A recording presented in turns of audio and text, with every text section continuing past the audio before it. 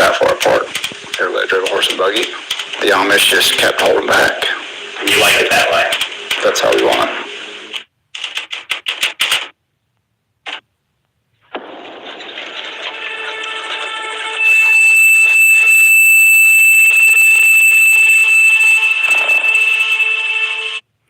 Now, y'all, I will be stopping this from time to time just to give my thoughts on this film. But this is what I like to do in my spare time. I like to sit back, watch documentaries with other people's lifestyles, other people's backgrounds, religions. I love watching documentaries with animals, especially when it comes to dinosaurs and elephants. So I'm just doing this to pass the time away because this is what I'm doing when I am sick in bed. I just like watching YouTube videos, mostly documentaries, but I also like catching up with some of my friends who are also content creators. So please don't be upset if you see me stopping from time to time, but I just wanted to share something that I like to do.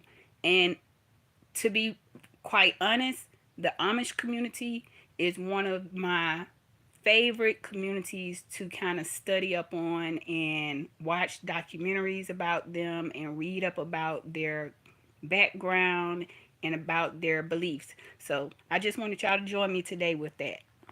There's some people that think that we're just in costumes. We're just doing this as a tourist trap. They forget that we're just human as well, and we're just going about our everyday life.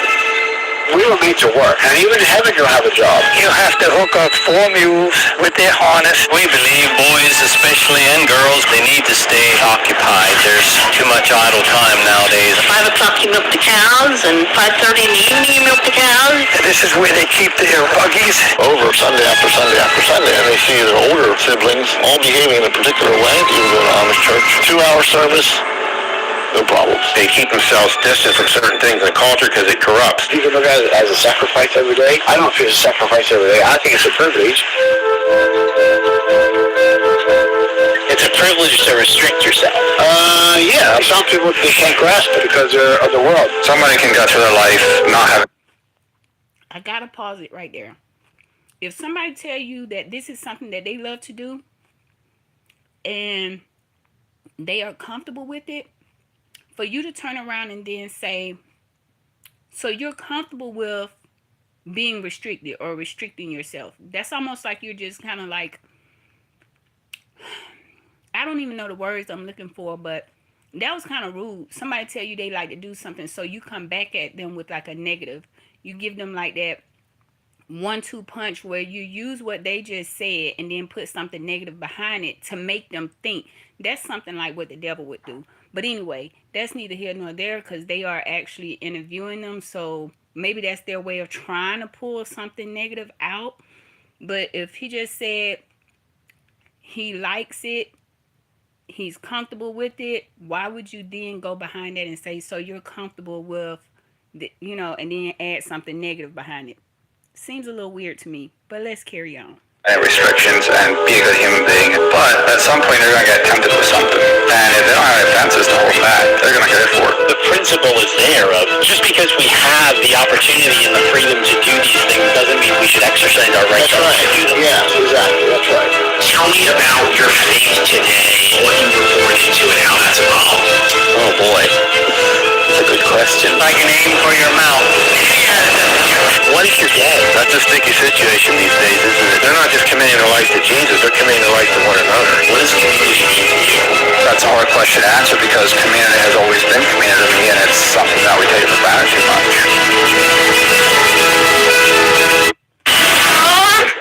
Is this supposed to do this? Need money fast? Switch to H&R Block, and you can get up to $4,000 with units of 5 with an interest.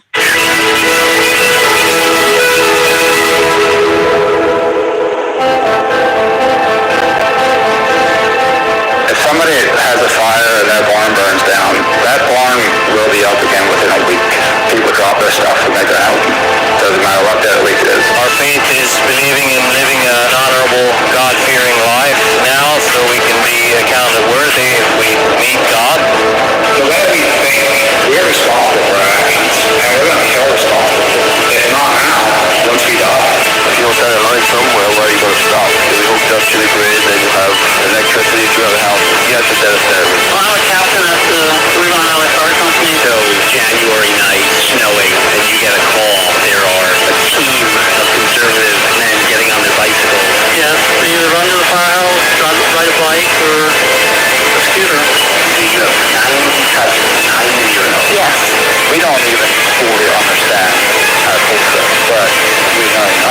We don't need to question. This is us. Bottom line. You can drive buggy, you can do restaurant cruise, nice straw like this with the right springs put on it. Like, if you know how Jesus is in your heart, it's needless.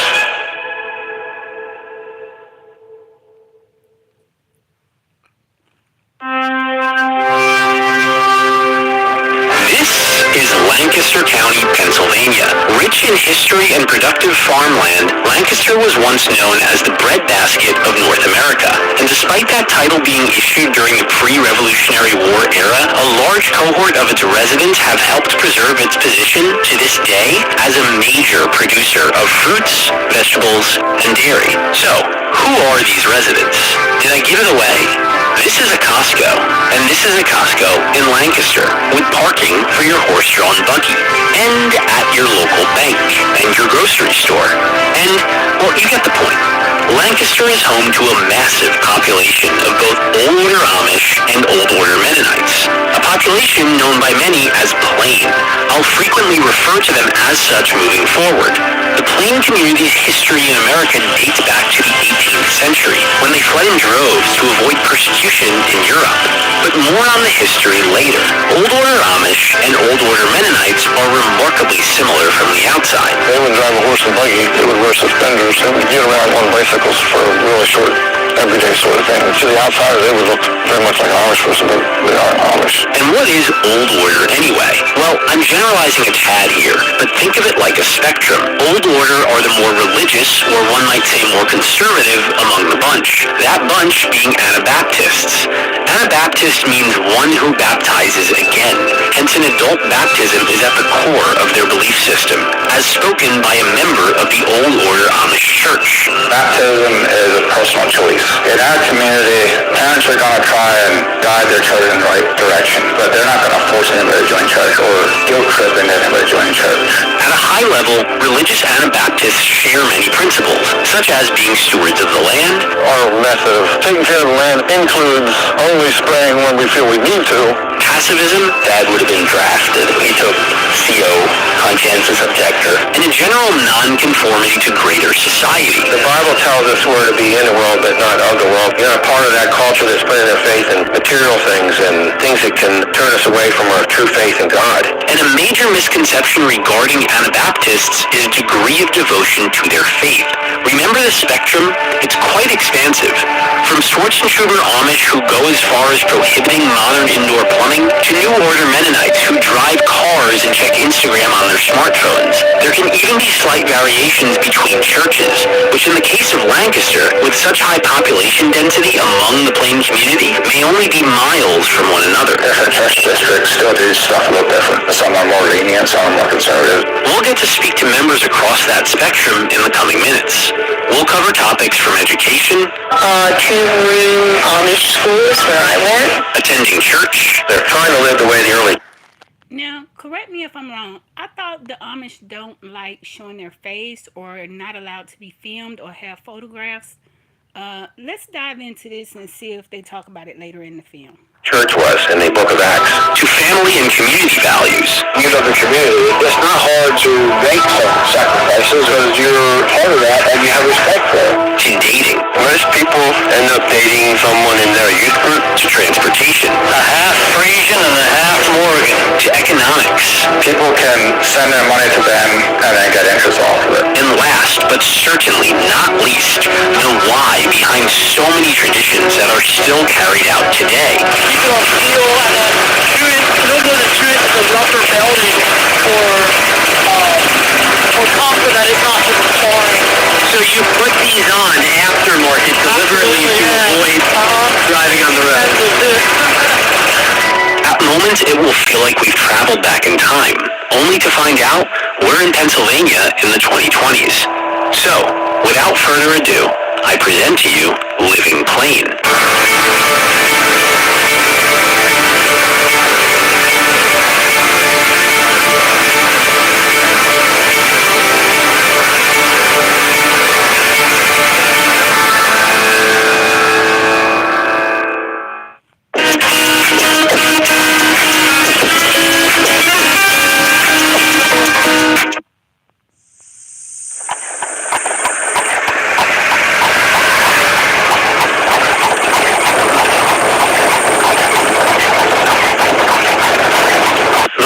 is likely a Morgan Cross, common within the community. The gray top and steel wheels, signature Lancaster Old Order Amish. Headlights are battery-powered, also common among Old Order.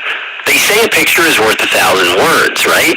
To greater society, perhaps one of the most ubiquitous symbols of the Plain community is the buggy. Let's start there, shall we? I spent some time with one of the employees of a buggy shop, a 27-year-old member of the Old Order Amish community, touring the shop along with a sit-down interview covering a number of aspects of his lifestyle. But before we dive in, some very important housekeeping, and that has to do with cameras. The Plain community believes showing yourself on camera, or better said, posing for the camera, is strictly against a biblical commandment. That is, thou shalt not make unto thyself a graven image. In other words, the Plain community believes they are made in the image of God, and any image of themselves is therefore an idolization outside of God. Further, images take away from their value sets related to community and humility. Therefore, it's extremely rare the Plain community poses on camera. Does that mean everyone follows this to a T? Absolutely not.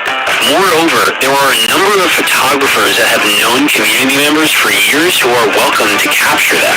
As for the commandment, that would explain why many homes don't have portraits anywhere.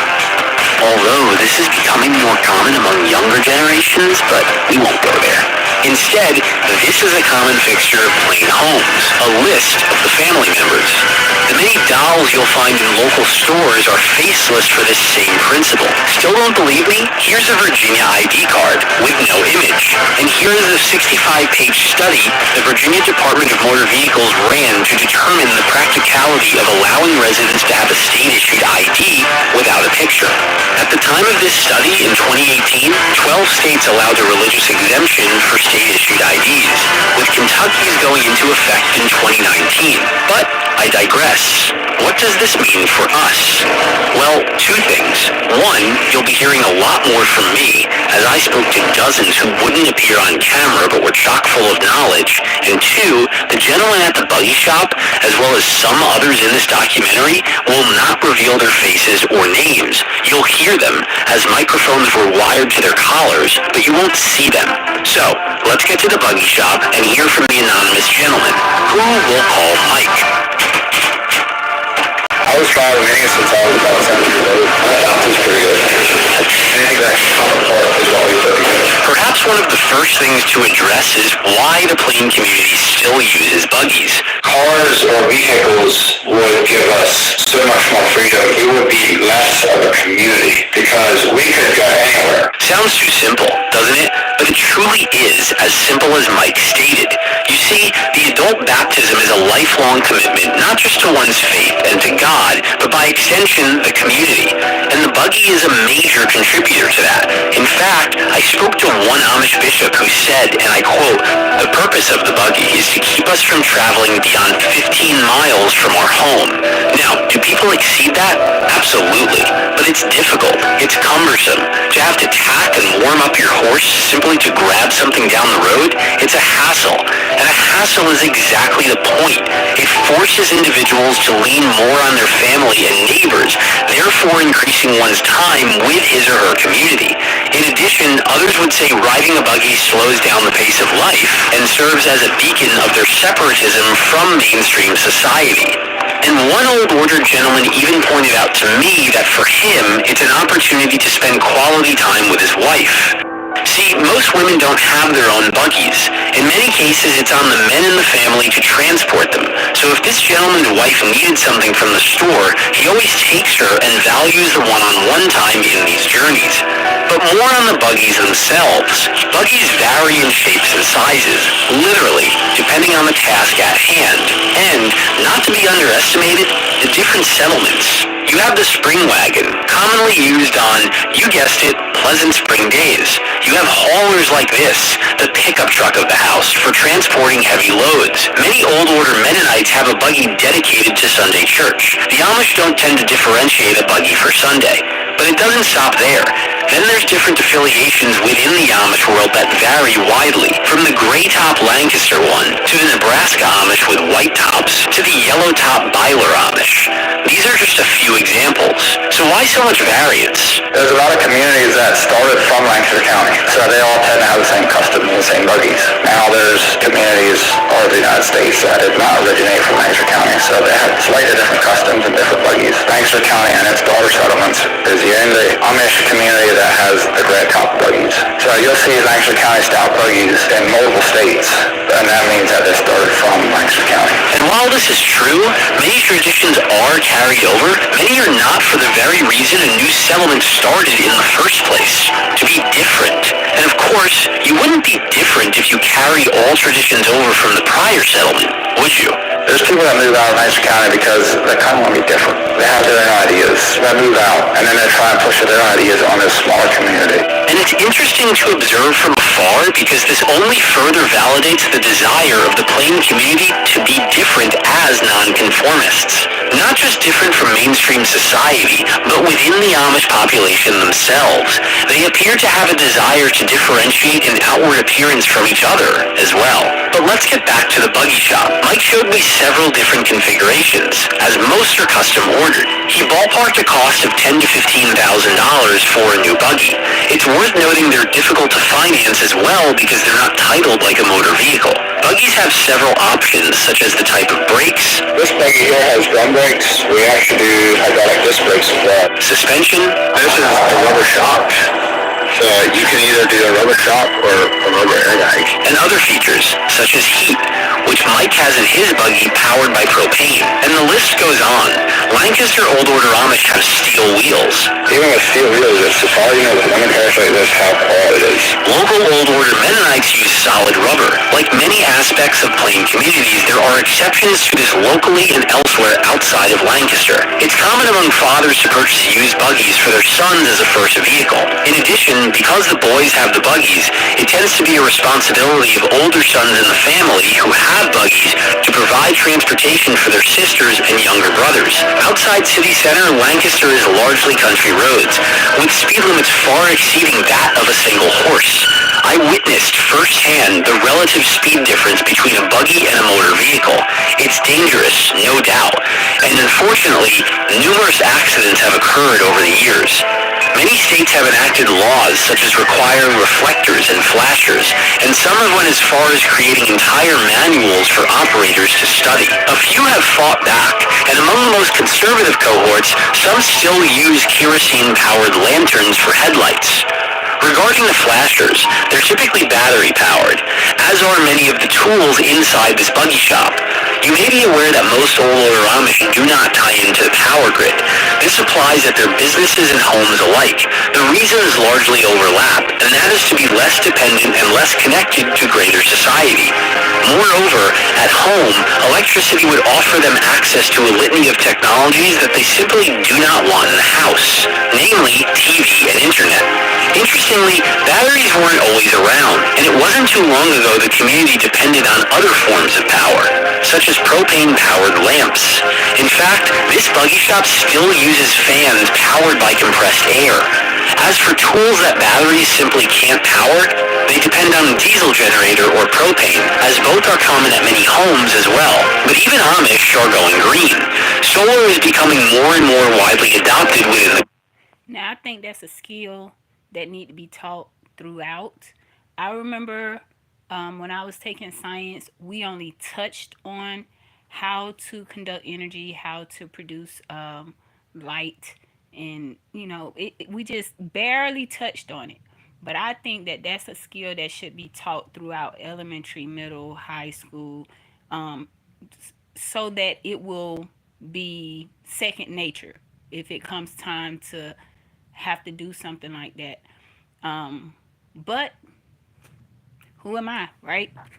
Community. In fact, many Amish have gotten into the business themselves. And since we're on the topic, wells are widely used for water. But But we'll get more into equipment at the homestead when we tour an Amish bishop's property later. Back at the shop, because their service area extends to the outskirts of the county, Mike's father hires an Englishman. English to the Plain community is any individual who is not their own, to pick up and drop off buggies for work. They also have a mobile shop where they go on-site to customers' homes every Wednesday, driven by the English driver. This is quite common among both Old Order Amish and Old Order Mennonite business owners, hiring English for tasks that require a vehicle. If you ask any Plain community member how to create a loophole in a directive, they'll tell you, make it business related. Nonetheless, there are a lot of rules, but we're just getting started. At the macro level, the rules relating to buggies and electricity force families to stay local and remain self-reliant, if not reliant on each other, therefore driving stronger bonds. Community is the backbone of their everyday life. Mike and I discussed the value of community quite a bit. The outside world has nobody they can trust, except maybe immediate family. And there's a lot of Amish around here that don't lock their doors at night or when they go away or whatever. We'll go to the store, tie our buggy up, but it's very rare that anything happens. For instance, me and one of my friends traveled out to Minnesota here about 4 or 5 years ago, and we went out with a train, and we went through Chicago. And when we got in there, we kind of wanted to see the Sears Tower. We met some Amish people from Indiana, I believe. We left our luggage with them and went to see the Sears Tower. We knew they're Amish, and we knew we can trust them. It's so ingrained in us to be aware of other people, to be a help to other people, rather than just thinking about ourselves. There's an elderly couple in our church. He has some disabilities. He's almost blind, and she can't really work, and the church supports him. Pays their household bills, pays everything for him. So that is your Social Security. Basically, yeah. I don't think there's anybody in the community that's going to go hungry. The Plain community provides cradle-to-grave care for its own. They don't have retirement homes. Instead, its common grandparents live on a smaller adjacent home on the property of one of their children. That property may have been their former home, which they gifted or sold, commonly below market value, to one of their married children. The elder generally continue to work as long as their health permits. Further, the community as a whole sees tremendous value in having 3 generations together on the same property. And because they provide a safety net to their own, they are exempt from Social Security and Medicare tax, provided said members forfeit their right to access these benefits. The elderly couple Mike mentioned moments ago will continue to receive financial support from the church. The church and its fund run largely on voluntary donations, or alms, from its members, which are encouraged to donate about 10% of their annual income to the fund. But how does the church protect against free riders? To many outsiders, a financial fund that runs strictly on voluntary donations, it just seems ripe for exploitation. Why do you believe it works with the Amish? In our church district, there's one person that is set up to handle this. Our church district has, 30 or 40 families. The deacon in our church is appointed to take care of this. It's not like everybody has access to this money. It's one person out of every district. And not only does fund access require approval from the deacon, but because the community is so close-knit, well, you're not going to hide it from your neighbors. So we know all of our church people on a personal level. We can tell how their home life is going. We can tell if they're suffering financially, I guess I could say. Most of the funds nowadays go towards hospital bills, and the Plain community is not immune to rising healthcare costs. But more and more they are negotiating directly with providers and hospital groups to provide price transparency to their members and to lower overall costs. And they have some advantages an insurance provider doesn't offer, such as the fact that they pay in cash and in full, typically within a week of their visit. And if the bills are too great in any one instance, the deacons have the discretion to request community funds, which pool from nearby Amish congregations beyond their own. And safety net programs aren't the only kind offered within the community. There's older Amish helping hands. People can send their money to them and then get interest off of it. They invest that, or they loan it out to farmers or people that want to buy a home. It's kind of run by the Amish. Now, I know we've been with Mike for some time now, but there is one more topic that we'll touch on with him and then move on to others. And that topic is weddings. When a couple decides to get married, the groom informs the deacon of the church, who then formally obtains permission from the bride's parents. My sister's getting married next week. So the custom is to visit everybody that was at your wedding. That's a lot of people. That's a lot of people. 400 is generally what gets invited. We're getting right into wedding season, which is from October to December is full swing, and we have 11 weddings in the next month and a half. There's some days where there's 4 or 5 weddings in the community. A single day. Yeah. Weddings are typically held on Tuesdays and Thursdays to create a buffer around Sundays, the day of rest. Outside help is rarely brought in. It's more of a community affair, if you catch my drift. It's on family and friends to handle setup, cooking, cleaning, etc. There are no wedding gowns, veils, rings, photographers, or florists. One might say it's a bit plain, and there is no honeymoon, at least not in the sense you or I would envision. The bride and groom typically return the next day to help with cleanup. For the next several weeks, the bride and groom pay a number of visits. During this time, the couple lives at the bride's home until they're ready to move into their own. Typically the custom is to visit everybody, and then everybody gives them a gift. That's when you do that, when you're still living at your parents. This is their honeymoon, and each time the buggy is full with gifts, they unload and continue. Gifts for the bride are typically something for the home, and for the groom, something for the barn. We started our household with things that were given to us. You basically have the time off to just get to know your wife better and go visit friends and relatives.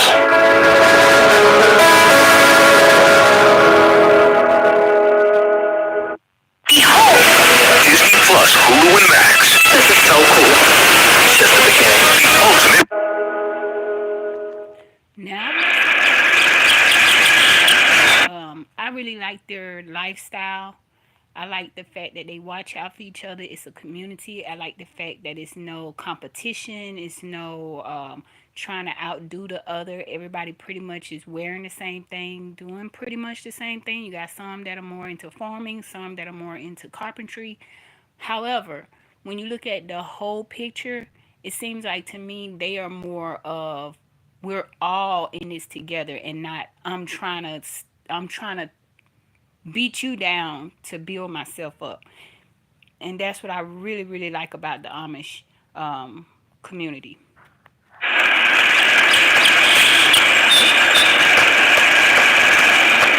Remember this? Mike falls further to the right of this spectrum. This is the side mainstream society most associates with the plain community. That is to say, wearing a straw hat in your horse and buggy tends to be a good giveaway you're Amish. Or, are you a Mennonite? This is Tony. Tony is a Mennonite, but he drives a car and has a cell phone. Well, I was raised, what I'm going to say is middle-of-the-road Mennonite. My parents were raised in a more conservative streak. My mom wore a covering and a cape dress when she was a teenager growing up. So why talk to Tony?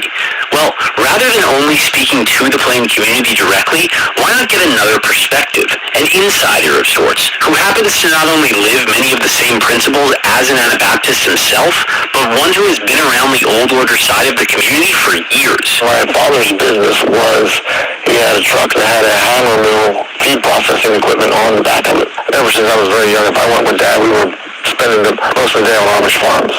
But before we dive into Tony's experiences, you might be wondering, where does a middle-of-the-road Mennonite church stand in comparison to its more conservative neighbors? There are people that would attend a Mennonite faith which would have not a problem with a woman pastor. She's called by God. She's as qualified as a man, given her skill set. And there are congregations that would embrace an alternative lifestyle as well. Who are we to judge their particular understanding of whether it's their identity, their sexuality? Who are we to say that's definitely wrong? You won't have an Amish female pastor. That would be the more conservative side. It would definitely say that homosexuality in whatever form is not right. We think that's sinful. We don't want you negatively influencing our community in that way.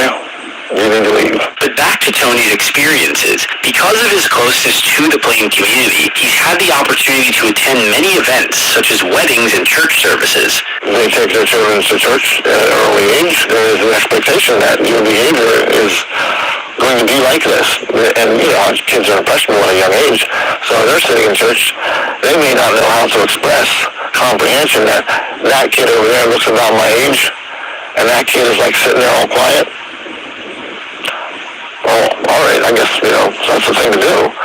Over Sunday after Sunday after Sunday as the children get older, and they see the older siblings, they see people older than that, all behaving in a particular way. It's just part of what they learn. You can go to Amish church and 2-hour service, no problems.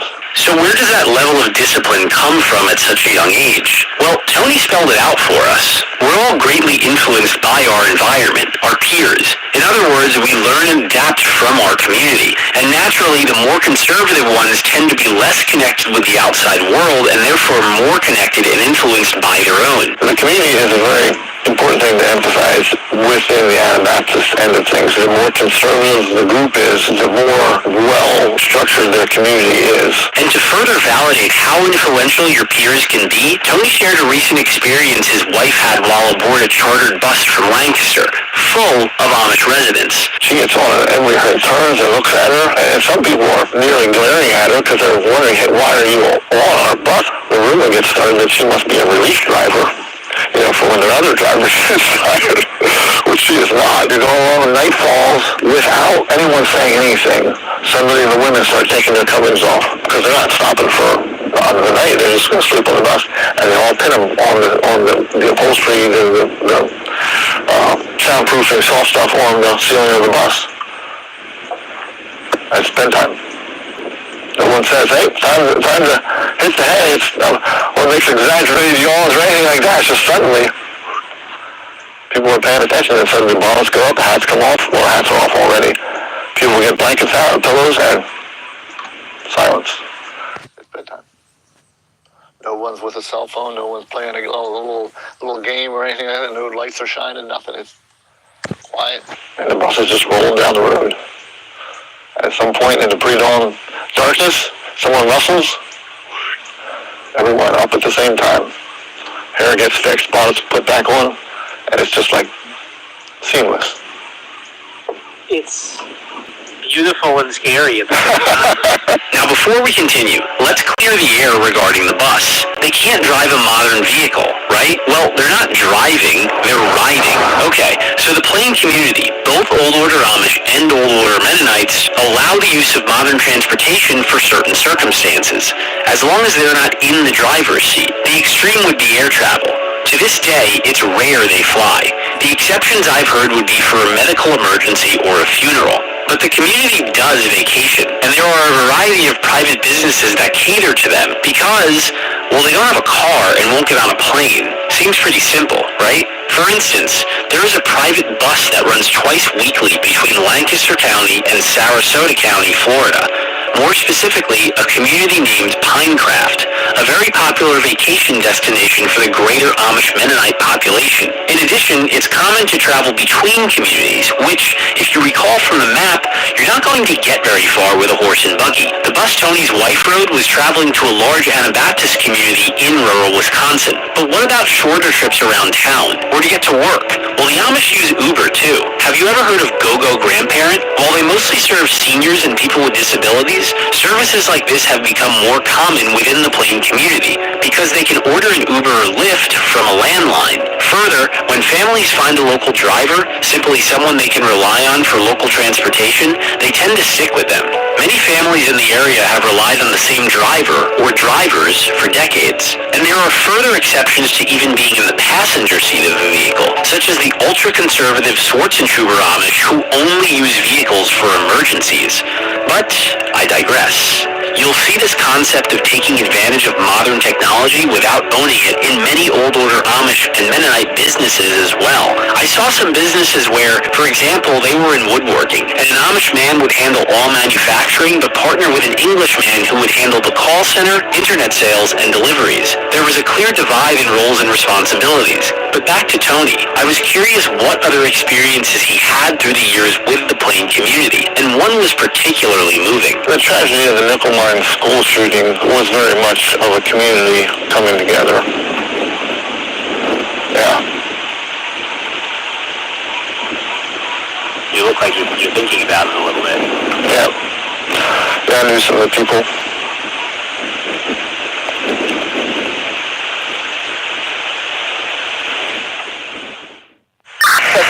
This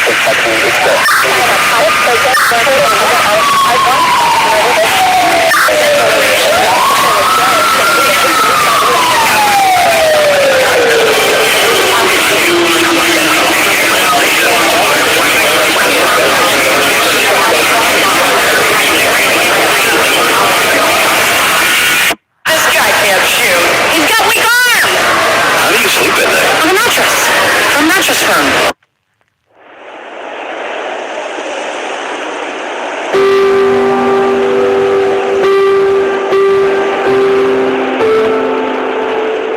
On the morning of October 2nd, 2006, an armed man approached a one-room Amish schoolhouse. He ordered all the school... Oh my God, I remember this story. I remember when this happened.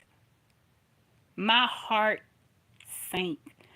Y'all, I remember when this showed up on the news. I didn't even know these people. And my heart was hurting. You hear me? My heart was hurting. Like, I had chills. I literally had chills. I remember when this happened.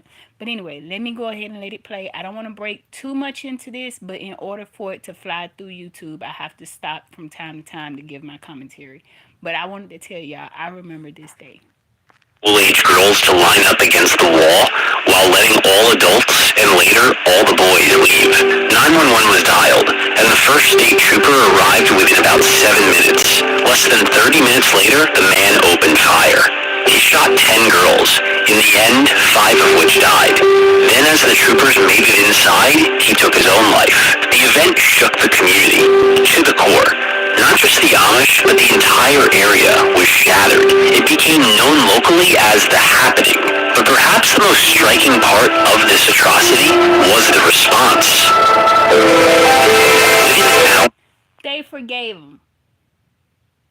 I had to break it down real quick and say that they forgave him and they forgave his family. Y'all, that takes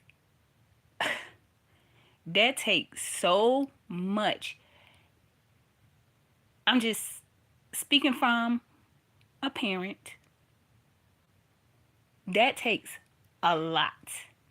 Because even if my children don't like me at the time, or even if my children are mad with me, or whatever the case may be,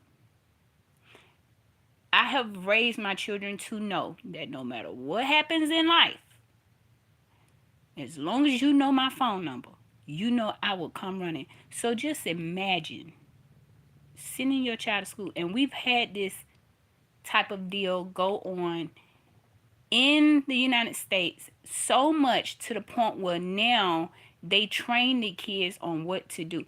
But to top it off, by it happening in the Amish community, it's like, what did they ever do to you? What kind of excuse are y'all gonna come up with for the... Never mind. Let's carry on. Hours of the shooting, a grandfather of one of the victims was imploring others, stating, quote, "We must not think evil of this man." The shooter's mother immediately thought to move far, far away. Instead, members of the Amish community showed up at her home and not only asked her to stay, but stated that she too was grieving the loss of a child. But it didn't stop there. Several Amish parents, including victims' parents, showed up at the shooter's funeral and offered condolences to his family. The response was so overwhelming that it sparked a national debate, with supporters expressing their admiration for the community's willingness to forgive, while critics claimed they took the pardon too far. What was it about the Amish and their faith that called for this kind of response? They asked the father of one of these girls, "How can you forgive for what was done?" And he said, "I don't forgive because I feel like forgiving. I'm commanded by the Lord to forgive because He asks us to forgive and pray for our enemies." He goes, love and forgiveness is not based on feeling, it's based on the act of the will. This is Gary, a retired Methodist pastor whose church at the time overlapped with the communities of the victims. In fact, many of Gary's church members were close with many of the victims' families. So of the members of my church drew closer to them as well through that time. Julie and I talked to the wife of that man who shot those little girls. Julie's your wife, and you're saying you spoke to... Shooter's wife, yeah. And she said the reason why she believed he had such anger and hostility toward those little girls is that he never got over the fact they lost a little girl. They had a little girl that died. He never forgave God for taking his daughter away from him. She told us that the Amish had asked her to get in touch with her husband's mother to help take care of one of the daughters that survived the shooting. So they asked the man's mother, the shooter's mother, to come help take care of the one daughter. They invited her into their home. She lived and survived, but she was handicapped. If they forgive and they love, that makes them different. And that makes people wake up and say, what's that about them that makes them different? The so-called Mosaic law was, we don't retaliate worse than what's been given to us. But Jesus took it even much further and says, not only are you not to retaliate against evil done against you, you return with love and not evil. Human beings are very emotional, and you can't rely and trust in your feelings. So they decide to follow God's word. And by following God's word, true to their faith, the Amish put their emotions aside with responses like Gary mentioned moments ago from a victim's father. And I quote, "Love and forgiveness is not based on feeling, it's based on the act of the will." This is so ingrained as a foundational principle of their faith to not just follow God's word, but by following God's word to sacrifice modern conveniences and limit contemporary integration into mainstream society, all in the name of their faith. Because for others to witness their faith, they have to see it. The Bible says, too, they'll see our witness and they'll want to know what it is about us that makes us different. And then they ask us what it is about us that makes our faith different than the world we live in. Further, I asked a young Amish man what he thought about mainstream society and what we could learn from the Amish. This was his response. We can't all be Amish. And of course he would respond this way, because if we were all Amish, then they wouldn't be different. To be clear, different doesn't mean better or worse or above or below. It's just different. What's more, there was a phrase that came up repeatedly during my interactions, and that was, be in the world, not of the world. But to really make sense of this, we need to go back to when it all began, 16th century Europe during the Protestant Reformation. Martin Luther, an outspoken teacher and monk, challenged the Catholic Church's teachings. Luther's dissension spurred several other movements. Among those were Anabaptists. They believed baptism as an adult was necessary for one to understand the commitment and membership he or she consciously accepts. As nonconformists, they believed in separation of church and state and refused to support or accept military service. The Catholic Church didn't like this, and many were persecuted, imprisoned, and tortured. Among the most notorious being Dirk Willems. As a Dutch Anabaptist, Dirk was thrown into prison for his beliefs. He escaped one night running across a frozen pond where his pursuer, a guard, fell through the ice. Dirk turned around to help him and was later sentenced to be burned alive at the stake. Dirk went on to be one of the most notorious martyrs in the Anabaptist faith. Forgiving and sacrificial love are deeply rooted in the faith, and many religious scholars point to this practice, among others, as to why the Amish forgave and welcomed that shooter's family into their homes and lives. But back for a moment to the history. A Catholic priest named Menno Simmons diverged from the church and created a framework for a new brotherhood, his followers being called Menists, or Mennonites. And as with many divisions, more followed. Among them, a man by the name of Jacob Amin. Amin's followers became known as Amish Mennonites, or Amish. Perhaps this can explain why separatism with not just mainstream society exists today, but differences between communities as well. Martin Luther, Menno Simmons, Jacob Amin, they all had a desire to break away. It's the foundation of the Plain community's faith. For example, just months prior to this publishing in October 2022, Schwarzentrooper Amish in Ohio refused to put blinking lights on their buggies per a new state law because it was, quote, too worldly, diverging from many other Amish settlements that have accepted such safety requirements. Further, evangelizing is not a part of Amish doctrine, as outward preaching would be considered prideful. It is, however, common within some Mennonite factions. To most, though, the phrase actions speak louder than words, or in their lexicon, just love your life and let people see the life of Christ in you, is more akin to their MO. Riding a buggy down a country road with overalls and a 3-inch brimmed hat makes one different. Your curiosity in their way of life and your exploration of that is their way of preaching or projecting to the world their belief system. This is their medium of evangelism. only further validating your interest by watching this documentary right now. This is their application of being in the world but not of the world. They are living the gospel. But let's continue on with our timeline. While persecution continued in Europe, across the Atlantic, William Penn was busy creating a framework for religious freedom and tolerance, dubbed the Holy Experiment, in the colony of Pennsylvania. Many on the other side heard, and the migrations began, first with Mennonites in the 1600s and Amish in the 1700s. And to this day, many divisions continue. I don't agree with you. There's a lot of people that think similar to me. Okay, we're going to go leave and start a new community. And that's why you have so many of these different Plain Mennonite, Amish, Beachy Mennonite, John Martin Mennonite, and then you have the more progressive Mennonites. Ever since we've escaped persecution in Europe, these dividing off into sects has been part of our DNA. And at least in Greater Lancaster, this is far more common among the Mennonites than the Amish. And this brings us to Jill. In Lancaster County, you would call me a progressive Mennonite. So why so much division? In short, it comes down to different interpretations of the faith. With more progressive, there's an understanding of it's not a bunch of do's and don'ts, that it's more wanting to really live out your theology in a way that's not just a bunch of rule keeping. It's not about the fact that this is the way we dress differently. That doesn't make us Mennonite, or that's not what our theology is all about, showing difference in outward appearance. The result of differing and ever-evolving interpretations caused many to leave their congregation and join either a more liberal or more conservative one, depending on their preferences. A lot of people who went to my church, grew up Mennonite, left. I've attended this church for almost 32 years. No one else is there that was there when my husband and I started attending when we were early married.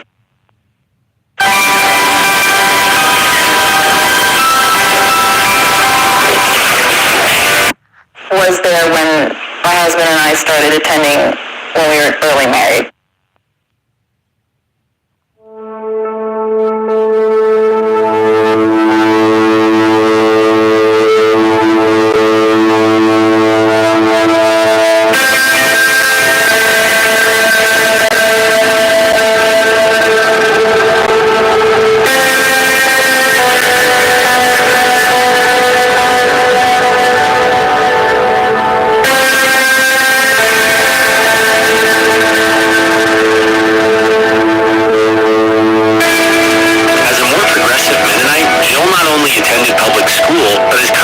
pursuing her master's. She drives a car and does not follow a strict dress code. And then there is the other end of the spectrum, plain Mennonites. Similar to Old Order Amish, they ride a horse and buggy and prefer not to pose on camera. For most of the viewers out there, as Tony mentioned earlier, it would likely be difficult for you to tell the difference between they and the Old Order Amish.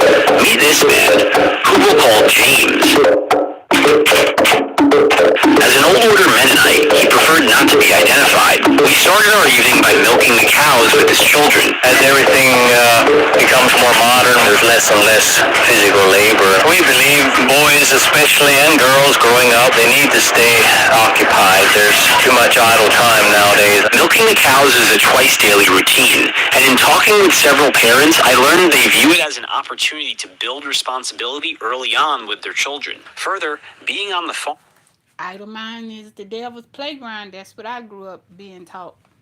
Farm teaches them about the cycle of life. On a farm, you have this cycle. You know, some of these animals become sick and die. There's people in the world that don't want to take their children to a funeral of another person. They don't want them to see death.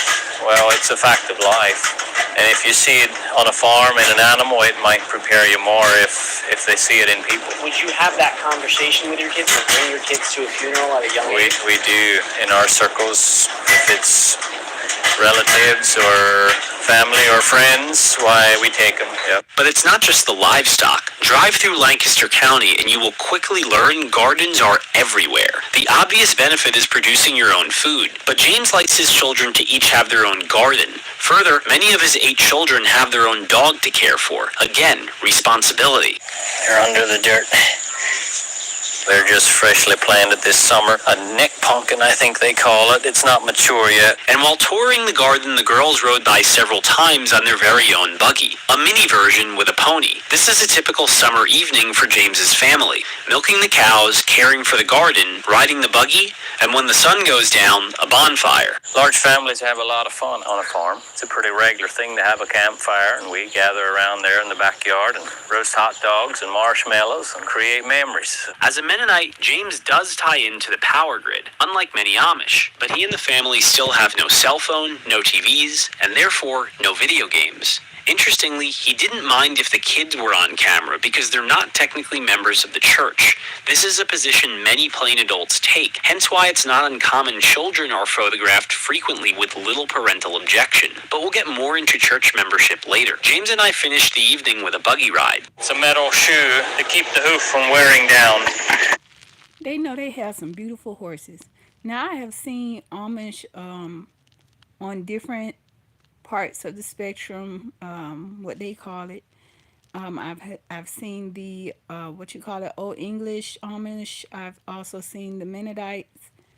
It was another one that I came across, and that's one thing I will say they have in common. They all have beautiful horses. Like, their horses just look majestic almost, even though that's a word that I probably shouldn't use when describing anything with the Amish, because they don't use that. But that's the only term that I could use to express how beautiful their horses are. But anyway, as y'all can see, I'm a horse lover, so I love watching horses. I love riding horses. So it just caught my eye. That was one thing I did notice when I was watching a lot of these documentaries about the Amish. They all, no matter what location, what their how strict their background is, they all had beautiful horses, and they are all good with craftsmanship, like with the carpentry and the, engineering, with putting things together to make it work better. The function of, I saw one Amish documentary where the guy had made a chair that it did so much. It had so many different functions. It was just one chair. It looked like a typical office chair, but you could do so much with that one chair. But anyway, let's get back to it. And you're steering him with these. Yeah, this is how I control them. These are the headlights in the front. Then this is a turn signal. Our discussion continued around church structure. We're all one community here. There's 11 church houses in this valley here. Probably about 80 to 100 families to every church. You can go to any church any Sunday you want. It's worth noting this is a bit different than Amish churches. Of course, like much of the information here, there can still be a lot of variance between regions. Amish churches are broken down into districts, with about 30 to 40 families each. Further, every district is led by a bishop. Above the district is the settlement.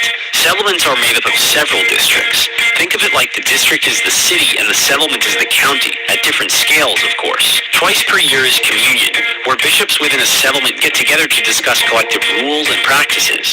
Generally speaking, agreements as to common practices are made. The idea is to make decisions collectively and fairly across a widespread area. But bishops do, as Mike mentioned previously, have the discretion to slightly alter codes in their district. Now, I've stated Amish churches numerous times, but the Amish don't actually have standalone churches like Mennonites. Amish families within their respective districts rotate hosting church at their homes, more specifically the barn or basement. Service is typically held every other Sunday. It takes a lot of preparation to host your entire church district, and it's not uncommon days before and after are spent preparing and cleaning up. A special buggy called the bench wagon is used to transport necessities to hold service, such as benches, among other things. You might be wondering why the Amish host in homes. Well, it goes back to the early days. In the Amish community, I think they try to live the way the early church lived during a time of extreme paganism and a lot of idol worship. And they were being persecuted for worshiping God only. Sometimes they had to worship God in secret. And in modern times, it serves as another opportunity to reinforce to its members how important the home is to your faith by defining it as a place of worship. And speaking of worship, we're heading to an Amish bishop's property next. I met the bishop's neighbor, Walter. A longtime friend of the family, the bishop would only talk to me off camera, but with his blessing, Walter took me around the farm and the barn. This field will have corn maybe 3, maybe 4 years in a row, and then they'll rotate it to something else. And all of this is what feeds their animals. Moments ago, we touched on some differences in church structure between Amish and Mennonites. Well, the same applies to equipment. You have to hook up 4 mules with their harness and then hook them up to whatever piece of machinery he wants to use. So he's up at 4:30 in the morning, has breakfast later on. After he milks the cows, he'll go back out and work in the field. This is all towed. Yeah, that's tobacco up there. I was talking to him about 2 in the afternoon. He says, boy, I'm a little tired today. He says, I wonder why. This is one of numerous examples where the Amish choose to perform a manual process despite modern conveniences. This chart from Wikipedia touches on several pieces of farm and home equipment, among other things, that have varying levels of permissibility between Amish affiliations. It serves as an additional illustration around the complexities of the faith. One size fits all? Not in these circles. James, as an Old Order Mennonite, will use tractors, but the tractors need to have steel plates outfitted to the tires. Why? To discourage a church member from using the tractor beyond the field, such as for the store as opposed to a buggy. And as it relates to short-form transportation, James and his family use bicycles, as do many Old Order Mennonites.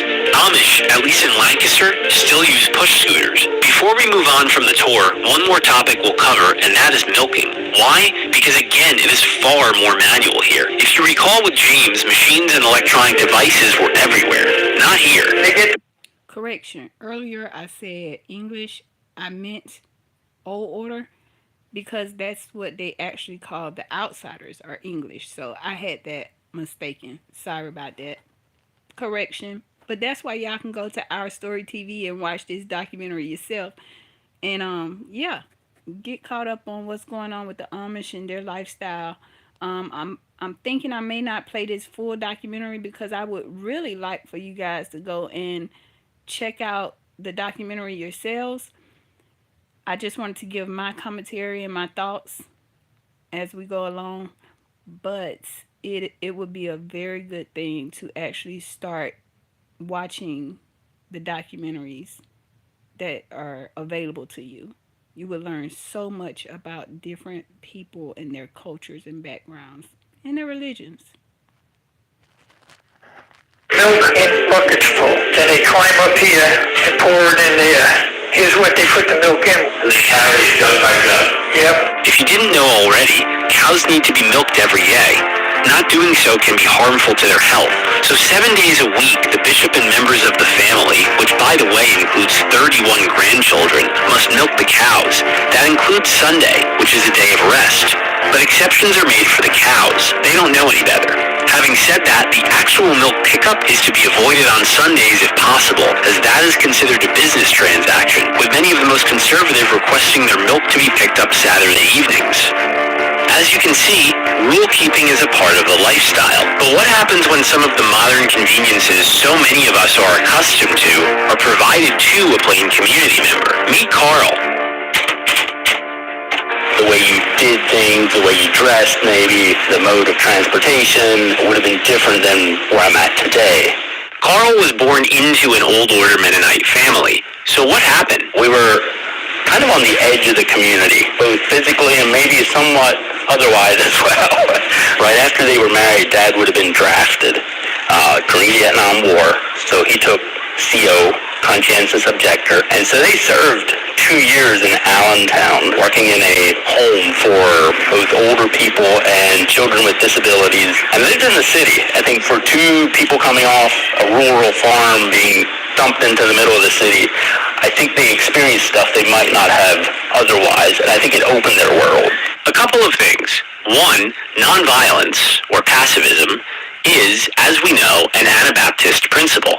Anabaptists will follow the law as long as the law does not violate their faith. If it's the latter, they will object. as Carl's father did, and serve an approved alternate position. 2, Carl was a particularly interesting case because his sister, to this day, remains Old Order, married with a husband and 8 children. Being that Carl has embraced so many modern conveniences, I was curious what he thought about the Old Order way of life today. They're trying to evaluate things as they come out and saying, is this good? Is it not good? Does it help our community? Does it not help our community?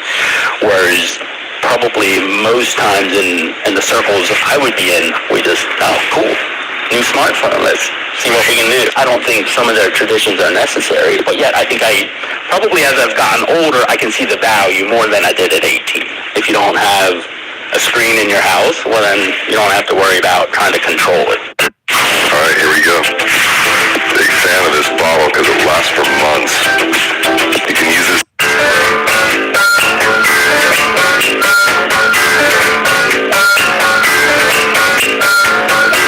Although Carl left the farm and embraced a different lifestyle, many choose not to. Do you ever think where your life would be now if you didn't grow up in the Mennonite community?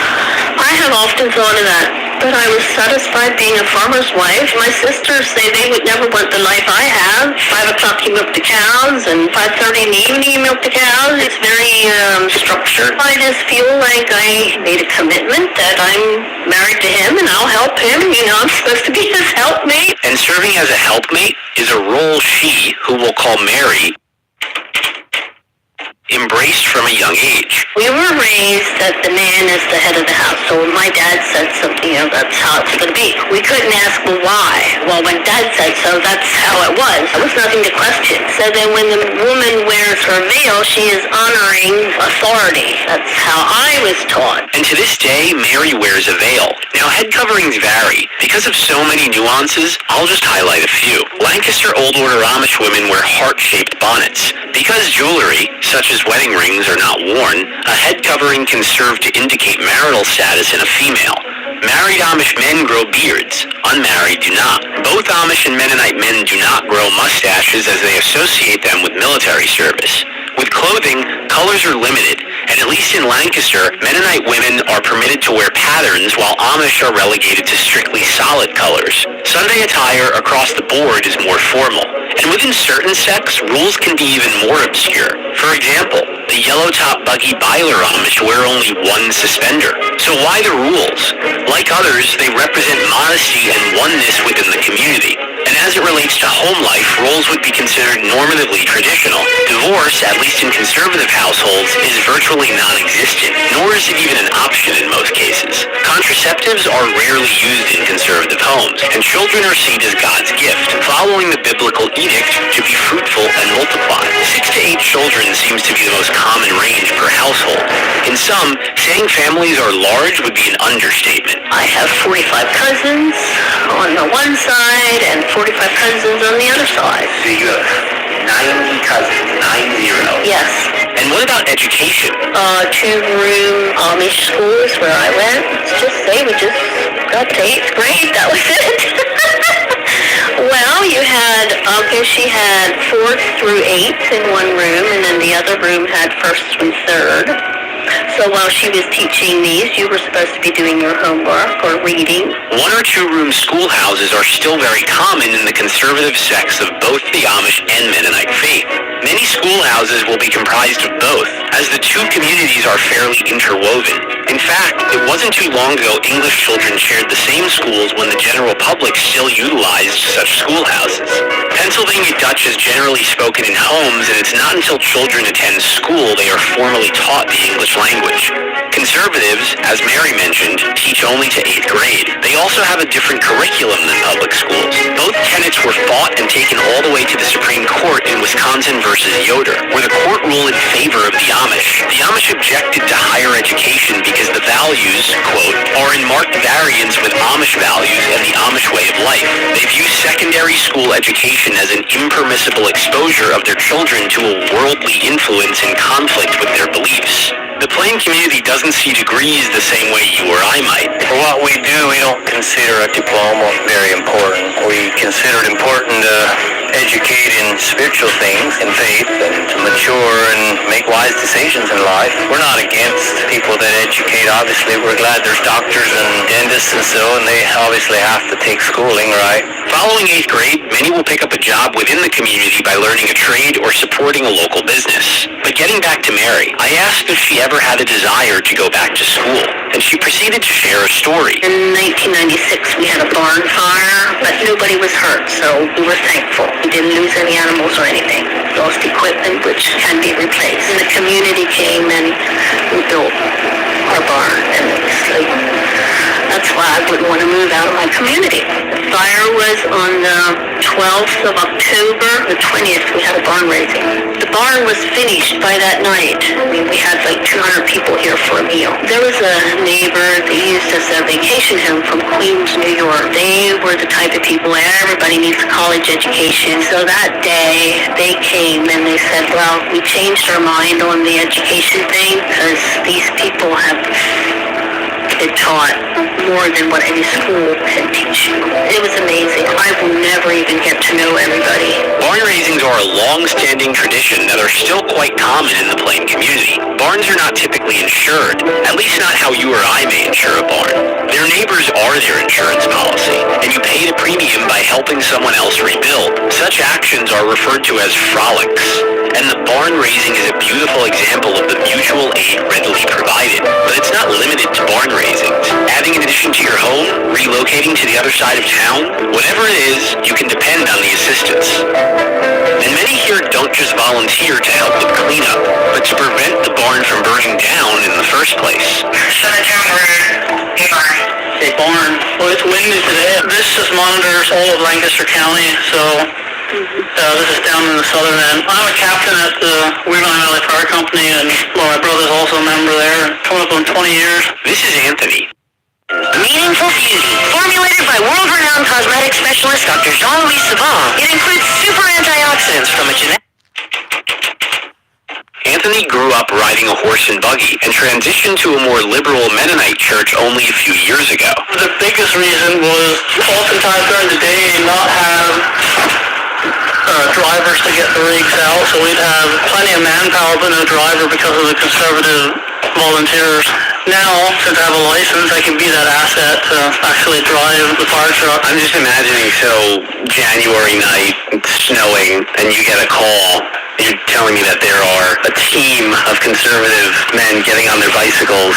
They either run to the firehouse, ride a bike, or a scooter. I mean, that's some of the moves of, getting there. And with 70 to 80% of the volunteers at Anthony's fire department being horse and buggy conservatives, his ability to drive the fire truck has become invaluable. But getting back to Anthony, meet his wife. We are what they call the Black Bumper Mennonites. Black Bumper Mennonites, otherwise known as Horning Mennonites, are a division of Mennonites that embrace select modern conveniences, such as a motor vehicle. The name originated when, years ago, this sect would purchase all black vehicles, then paint over the factory-installed chrome bumpers as a representation of modesty. Ironically, and Anthony and I chuckled over this, in contemporary times, an all-black vehicle may be viewed by many as less modest. However, like many traditions, these practices are carried on.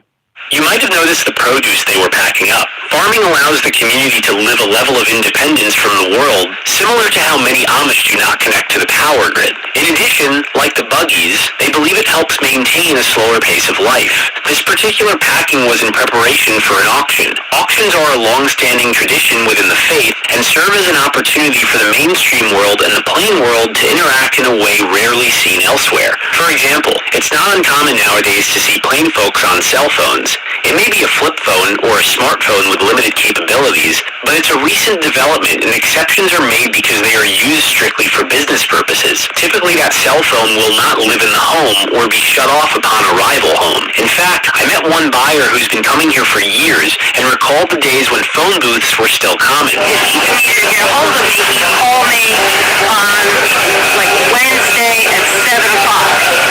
And I knew that meant he was at their farm at that designated time, and that's when he would make all his calls.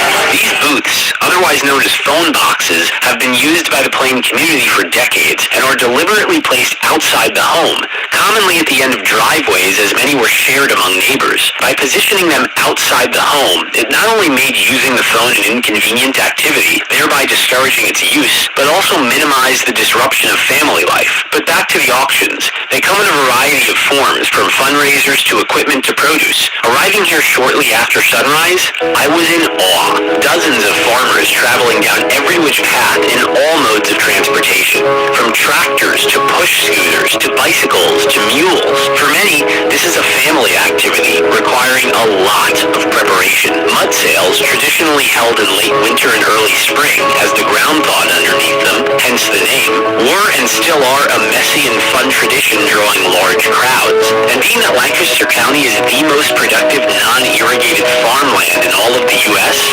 produce is everything here. Springtime you have flowers for Mother's Day, summer is fruits and vegetables, and autumn brings pumpkins.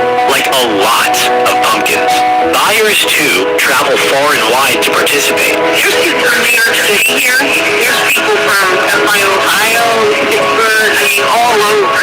Opportunities like this are fiscally vital to many sellers, particularly in the fall as the harvest wraps up before winter. During my visit, I connected with a few small businesses that have been regulars for years, such as Pete, who recently had an issue with some produce he purchased from an Amish gentleman. They gave me the grower's name. He was an Amish guy, and I called him up, and he's like, "Oh," he said, "thank you so much for telling me that." He said, "I'll bring you the money tomorrow, and I really appreciate you telling me about those watermelons." And it's just like the opposite of what you would think. It's a great business to be in to work with guys like that.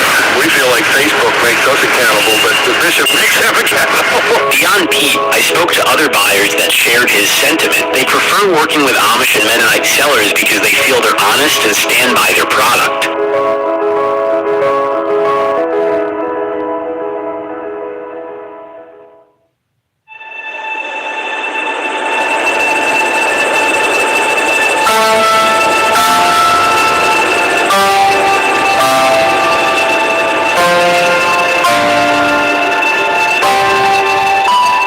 Despite the economic influence farming has in Lancaster, like many rural regions of the U.S., it's not immune to urban sprawl. With the population growing, it's forced many in the Plain community to venture into other businesses, such as furniture production, construction, and quilt making. It's not to say these trades are new, but they're growing in popularity as many shift away from traditional farming. Moreover, the limited utilization of advanced farming equipment puts the Plain community at a competitive disadvantage. But one growing industry that might surprise you is tourism. If you ask the Plain community, many would say they have a love-hate relationship with tourism, particularly in Lancaster County. The area serves as a hub, with many businesses such as Mike's Buggy Shop shipping their products to other settlements because of the long-standing infrastructure here for such production. Therefore, when outsiders think of visiting the Amish or Mennonites, where better to go than Lancaster?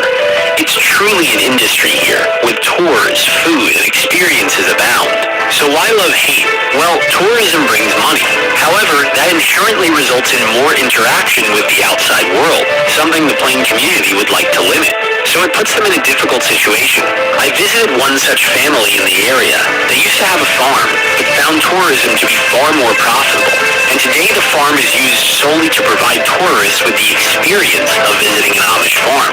That experience being feeding animals, riding a carriage, and roaming the property. During my time there, I got to catch up with a father and son, both old order Amish and both preferring to remain anonymous. We'll call the father Dave and the son Sean.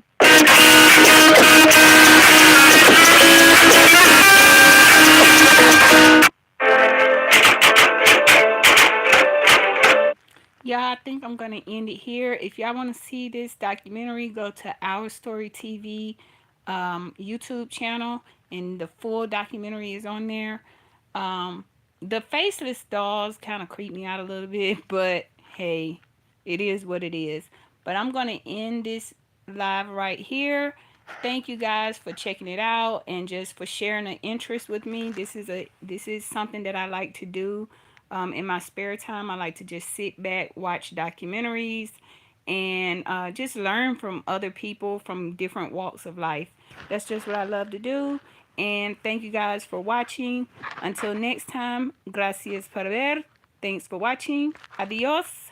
Bye.